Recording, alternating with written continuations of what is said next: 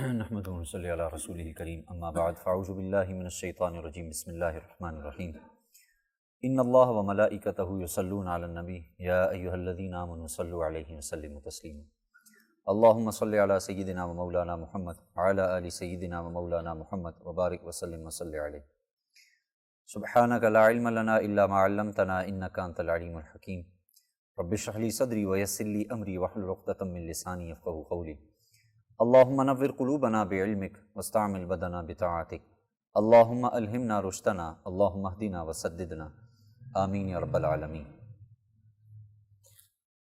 قیامت کے دن کے احوال کے حوالے سے بات چل رہی تھی۔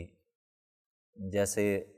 ہم نے پڑھا کہ قیامت سے پہلے کے جو مناظر ہوں گے، حضرت عیسیٰ علیہ السلام سے پہلے امام مہدی کا ظہور، پھر حضرت عیسیٰ علیہ السلام کا نزول، پھر دجال کا آنا، یاجوج ماجوج کا تذکرہ، پھر دجال کا قتل ہو جانا، اور پھر اس کے بعد اس دنیا میں ایک امن قائم ہو جائے گا، حضرت عیسیٰ علیہ السلام کی حکومت ہوگی، اور پھر وہ بھی ایک دن آئے گا کہ وہ بھی اس دنیا سے رخصت ہو جائیں گے، اور جب وہ رخصت ہو جائیں گے تو اس کے بعد کرتے کرتے یکے بعد دیگرے ایمان والے ختم ہوتے چلے جائیں گے، اور پھر اخیر میں صرف اور صرف کافر اللہ اللہ، جو جیسے روایت میں آپ نے سنا پڑھا کہ جب تک اللہ اللہ کرنے والا یعنی ایک بھی ایمان والا باقی رہے گا، قیامت اس وقت تک قائم نہیں ہوگی۔ پھر ظاہر ہے جب وہ بھی ختم ہو جائے گا تو پھر اللہ تعالیٰ قیامت کو برپا کریں گے، اور اس کے حوالے سے بھی بتا دیا گیا کس طریقے سے سور پھونکا جائے گا، کیسے لوگ قبروں سے نکلیں گے، جو جہاں کہیں ہے، جہاں اس کی ہڈیاں ہیں، جہاں دفن ہے، وہ سب کے سب ایک میدان میں جمع ہوں گے۔ اسے میدان حشر کہا گیا، اس کے حوال بھی بیان کیے گئے، اور پھر میدان میں جمع ہونے کے بعد پھر حساب و کتاب کا سلسلہ ہوگا، اللہ کی طرف سے کچھ کے ساتھ احسان والا معاملہ ہوگا۔ وہ کیا ہوگا کہ اللہ تعالیٰ ایمان والوں کو اپنے قریب کر کے لوگوں کو پتہ ہی نہیں چلے گا، پردے کی حالت میں اللہ ان سے حساب لیں گے اور اس کو جنت میں داخل کر دیں گے۔ اور کچھ ایسے ہوں گے جن کو باقاعدہ سب کے سامنے پکارا جائے گا، فلاں بن فلاں کھڑا ہو جائے، فلاں بن فلاں تم نے یہ کیا، سارا اس کا دفتر،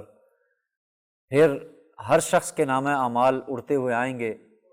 اور جس کو دائیں ہاتھ میں ملنا ہوگا اس کا دائیں ہاتھ اس کے سامنے ہو جائے گا اور بائیں ہاتھ پیچھے رہے گا، جس کو بائیں ہاتھ میں ملنا ہوگا اس کا دائیں ہاتھ پیچھے ہو جائے گا اور بائیں ہاتھ میں اس کو اس کا نامہ اعمال مل جائے گا۔ آج کی جو روایت ہے فصل صوم ہے، اور پھر اس کے بعد یہ ختم ہو جائے گی تو پھر حوض کوثر اور پھر ایک اگلا مرحلہ انشاءاللہ شروع ہوگا۔ اس فصل میں نبی صلی اللہ علیہ وسلم نے بتایا ہے ظلم کا بدلہ ضرور لیا جائے گا۔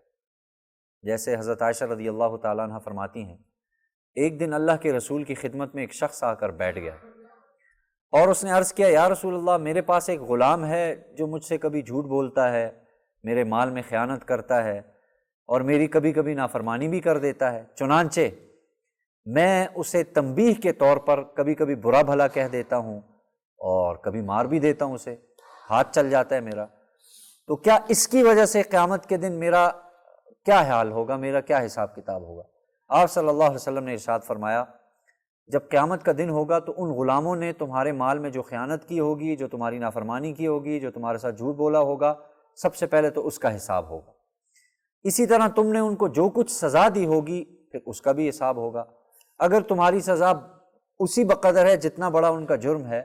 تو معاملہ برابر سرابر ہو کے ختم ہو جائے گا، اور اگر ایسا نہ ہوا، یعنی تم نے جو ان کو سزا دی ہے وہ ان کے جرائم سے اگر کم ہوئی تو پھر تمہارا حق زیادہ ہوگا، اللہ کی طرف سے تمہیں حق دیا جائے گا، اور اگر تمہاری سزا زیادہ ہوئی، ان کا جرم کم ہوا، تو پھر آپ علیہ السلام نے فرمایا تم سے اس زیادتی کا بدلہ لیا جائے گا۔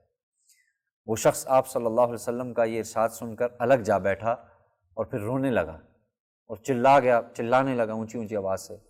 پھر اللہ کے رسول صلی اللہ علیہ وسلم نے اپنے جو ارشاد آپ نے فرمایا تھا تو اس کے حوالے سے اس کو کہا کہ بھئی کیا تم نے قرآن میں اللہ کا یہ ارشاد، تم قرآن پڑھتے ہو تو تم نے کیا اللہ کا یہ ارشاد نہیں پڑھا ہے؟ وَنَضَعُ الْمَوَازِينَ الْقِسْطَ لِيَوْمِ الْقِيَامَةِ فَلَا تُظْلَمُ نَفْسٌ شَيْئًا وَإِنْ كَانَ مِثْقَالَ حَبَّةٍ مِّنْ خَرْدَلٍ أَتَيْنَا بِهَا وَكَفَىٰ بِنَا حَاسِبِينَ۔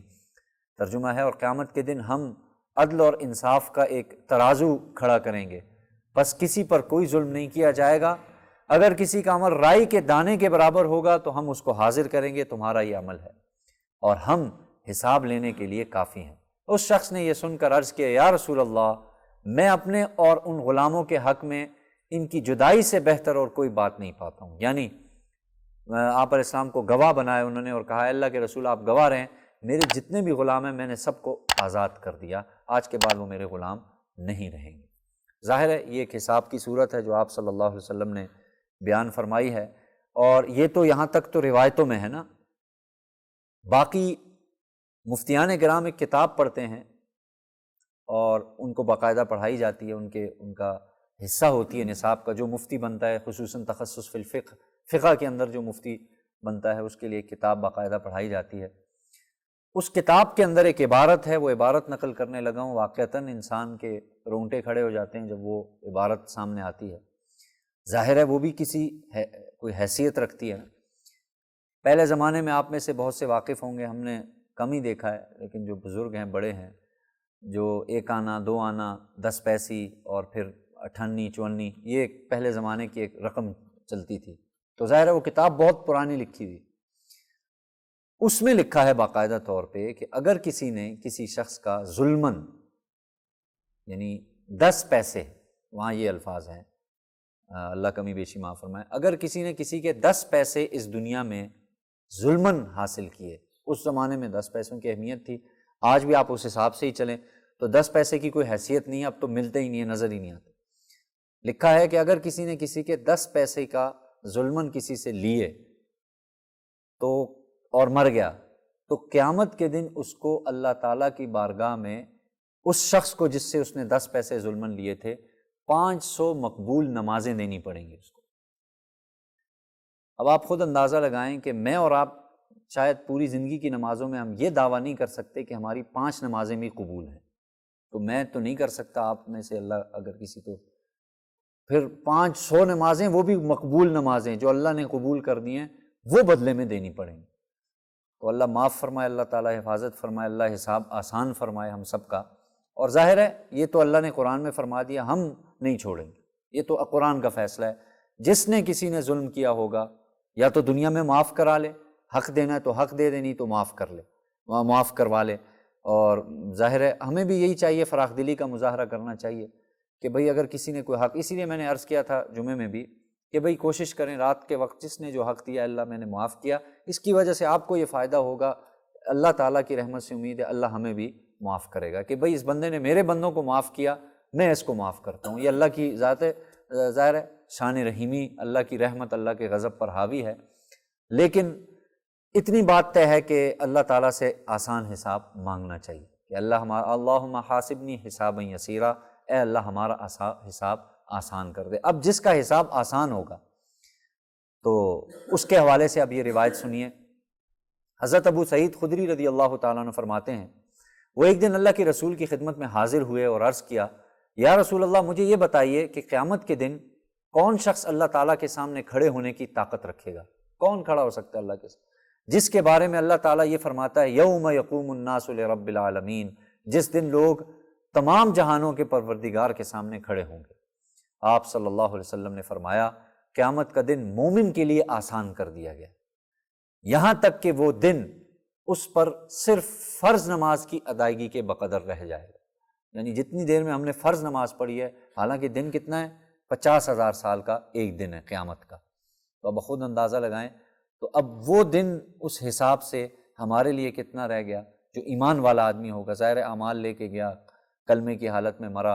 ایمان کی حالت میں موت آئی، تو اس کے لیے اتنی آسانی ہے کہ جہاں 50,000 سال لوگوں کو دن لگے گا، وہاں اس کے لیے اتنا ہی ہے جتنا ایک فرض نماز پڑھی ہے۔ اب دیکھیں ہر ایک کے لیے اللہ اس حساب سے اسے ملیں گے۔ اب انسان سوچے کیسے ہو سکتا ہے، تو وہ اللہ کی ذات قدیر ہے، اس بات پر قادر ہے، وہ اللہ کر سکتا ہے۔ ایک شخص کو ایک وہی دن 50,000 سال کا لگے گا، اور ایک شخص کو وہی دن ایک نماز کے بقدر 10 سے 15 منٹ کا لگے گا، یہ اللہ کی قدرت ہے۔ حضرت ابو سعید خدری فرماتے ہیں اللہ کے رسول سے اس دن کے بارے میں پوچھا گیا کہ اے اللہ کے رسول، جو دن مسلمانوں ایمان والے کے لیے ایک نماز کے بقدر ہے، وہ دن کیا ہے؟ آپ نے فرمایا جو 50,000 سال کے برابر ہوگا، اس کی درازی کا کیا حال ہوگا، یعنی وہ دن اتنا زیادہ لمبا ہوگا تو لوگوں کا کیا حال ہوگا، کیا وہ حساب کتاب کے لیے اس دن کھڑے رہ سکیں گے؟ آپ صلی اللہ علیہ وسلم نے ارشاد فرمایا اس ذات کی قسم جس کے قبضے میں میری جان ہے، وہ دن کامل مسلمان پر اور ہلکا کر دیا جائے گا، یہاں تک کہ وہ دن مسلمان کے لیے اس فرض سے بھی زیادہ آسان اور ہلکا ہو جائے گا جس کو وہ دنیا میں پڑھتا تھا۔ یعنی اور مزید آسانی کر دی کہ اگر ایمان والا ہے اور کم کر دو اس کے لیے اتنا دن ہوگا، لیکن باقیوں کے لیے 50,000 سال کا دن۔ اچھا، پھر ظاہر ہے پھر ایک اور روایت اس حوالے سے ہے، بلا حساب جنت میں داخل ہونے والے لوگ۔ یہ آخری روایت ہے اس فصل کی، کیونکہ اس کے بعد پھر حوض کوثر اور شفاعت کا بیان ہوگا نبی صلی اللہ علیہ وسلم کی، تو وہ انشاءاللہ پھر عرض کریں گے۔ حضرت اسماء بنت یزید رضی اللہ تعالیٰ عنہ رسول خدا صلی اللہ علیہ وسلم سے روایت کرتی ہیں، آپ صلی اللہ علیہ وسلم نے ارشاد فرمایا، قیامت کے دن لوگوں کو ایک فراخ اور ہموار میدان میں جمع کیا جائے گا، پھر ایک اعلان کرنے والا اعلان کرے گا، کہاں ہیں وہ لوگ جن کے پہلو خوابگاہوں سے جدا رہتے تھے؟ مطلب یہ ہے کہ کہاں وہ لوگ ہیں جو میری ذات کے لیے اپنے سونے کو چھوڑتے تھے، اپنے بستر کو چھوڑتے تھے، اپنی نیند کو چھوڑتے تھے، آرام کو چھوڑتے تھے، خوابگاہوں سے مراد یہ ہے وہ چھوڑ کر میرے لیے نکلتے تھے، آتے تھے۔ یہ اعلان سن کر اہل محشر میں سے بہت تھوڑے لوگ اٹھیں گے اور حساب کتاب کے بغیر جنت میں چلے جائیں گے۔ اللہ کی طرف سے فیصلہ ہوگا، جاؤ بھائی آپ لوگ تو سب سے پہلے جاؤ۔ کیوں؟ اس لیے کہ بھائی آپ کے لیے یعنی جنت کا فیصلہ ہو چکا، آپ جاؤ۔ اس لیے کیونکہ آپ میری ذات کے لیے، تمہیں سردی تھی، سخت سردی تھی، تم نے بستر چھوڑا، تم نے سارا آرام چھوڑا، اور میرے لیے تم آئے، دنیا سوئی تھی، تم میرے لیے اٹھے تھے، میرے لیے تم نے نماز پڑھی تھی، تو ظاہر ہے بہت بڑا اجر ہے اس کا اللہ کے نزدیک۔ اور اہل محشر میں دیکھیں اللہ کے رسول نے فرمایا بہت تھوڑے سے لوگ نکلیں گے، پتہ لگ رہا ہوگا یہ جو ہے نا آٹے میں نمک کے برابر اتنے لوگ ہوں گے، اتنے تھوڑے لوگ، وہ آئیں گے سامنے، سب سے پہلے ان کو کہا جائے گا آپ کا کوئی حساب نہیں، آپ جنت کی طرف جائیں، اور پھر باقی لوگوں کا حساب ہوگا۔ باقی لوگوں کے حساب لینے کا باقاعدہ طور پہ اللہ فرشتوں کو حکم دیں گے کہ اب ان سب لوگوں کا کیا کرو، حساب کرو۔ بہرحال اللہ کی